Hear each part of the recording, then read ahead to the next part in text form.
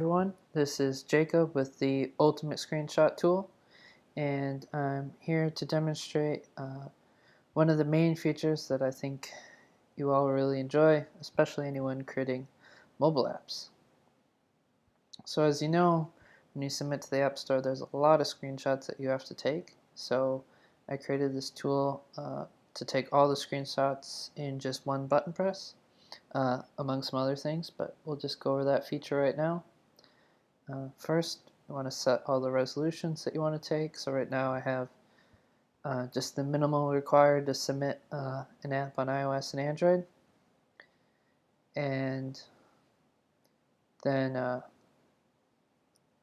with the Screenshot Series script, you can do a few different actions and take a screenshot afterwards. So for this, I'm going to take a screenshot of the initial screen, which is this, then press the level select button, take a screenshot, go back, and then the settings button, take a screenshot and go back. So let's do that real quick. It looks a bit weird, but as you'll see in a second, they all save fine. Alright, so that's all done already. So if we go to the folder, we've got iOS and Android, all three photos, and we'll go ahead and open one up.